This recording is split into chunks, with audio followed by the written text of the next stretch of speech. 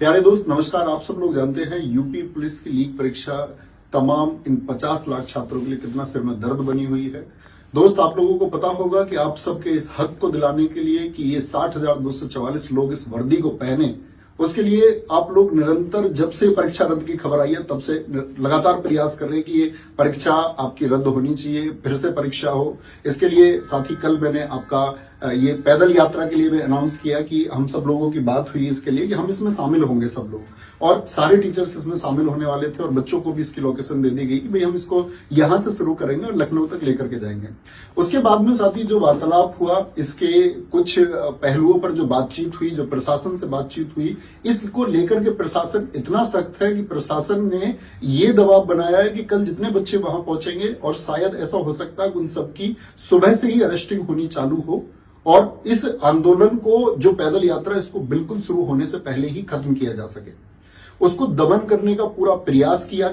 जो प्रशासन ने इसके सख्त निर्देश हमको दिए कि भाई तुम ऐसे पैदल चल के हाईवे पे जा ही नहीं सकते और ये तमाम बच्चे, इनके जीवन का सुरक्षित करने का जो अधिकार है वो भी आपका है। और उन्होंने हमसे ये बात की एश्योरिटी ली है कि बच्चे का अगर किसी का भविष्य खराब होता है तो तुम्हारी जिम्मेदारी है। और दोस्त इस बात में आप भी जानते हैं कि इस बात से आप भी सहमत होंगे कि इतने सारे बच्चे यदि पहुंचे और कोई चीज सुचारू रूप से चल पाए, इस बात की कोई गारंटी नहीं है। और हम भी बिल्कुल नहीं चाहते कि किसी एक छात्र की हमारी वजह से कोई हानि हो या किसी के भविष्य पर कोई प्रश्न चिन्ह हमारी वजह से आए, ऐसी हमारी बिल्कुल चाहत नहीं है। क्योंकि दोस्त हम लोगों का जो टारगेट है वो टारगेट है कि आपकी परीक्षा ये रद्द होनी चाहिए। कहीं ऐसा ना हो कि परीक्षा रद्द करने के लिए हमारा प्रयास शुरू में ही दमित कर दिया जाए, शुरू में ही उसको दबा दिया जाए, तो फिर शायद कोई फायदा नहीं होगा। तो जितने भी इस प्रदेश के या अन्य प्रदेशों के अध्यापक हैं, हम सब आपस में चर्चाएं कर रहे हैं इस बात के लिए, और आज शाम तक हम इस बात के लिए एक क्लियर विजन बना लेंगे कि वो कौन से ऐसे पहलू हैं या कौन सा वो पक्ष है जिस पर हम काम करते हुए आपकी पुनः परीक्षा करवा पाए और जिससे हमको ये रिजल्ट मिले कि भाई दोबारा परीक्षा होने की श्योरिटी है और वो हो जाएगी।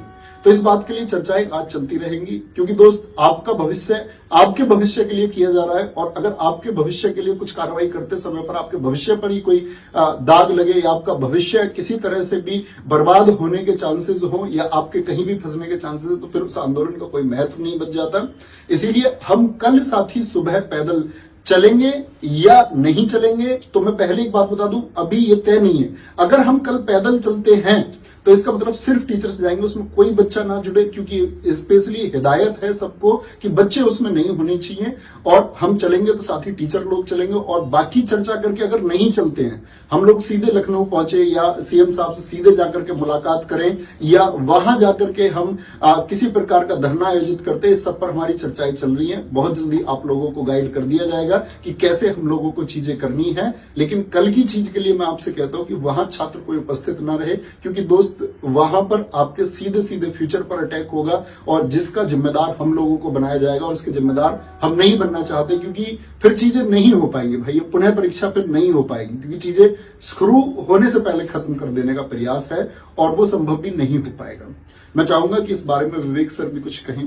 तो जैसे आप जानते हैं, सर ने बहुत ही मतलब आप लोगों का सोच के, आपके जो आज इतनी मेहनत से सर ने तैयारी कराई, हम सभी लोगों ने, आपका वो जो सर का विजन था वो बहुत साफ था और बहुत बच्चे मन से सोच के इन्होंने, बहुत मेहनत लगती उसमें, उन्होंने बहुत अच्छा प्रयास लिया। बस वही कि आपका जो एक वो उसमें आता है कि कहीं बच्चे ना कुछ, आपको कुछ ना हो। हमेशा हम लोगों का यही रहा कि आपको किसी प्रकार का नुकसान नहीं होना चाहिए, उस चीज को सोचकर ही हम अभी थोड़ा सा इसमें एक हल्का सा एक विचार विमर्श और उसमें समय ले रहे हैं थोड़ा सा। पर इसका मतलब ये कतई नहीं है कि हम आपके साथ नहीं है, पूरी तरह साथ है।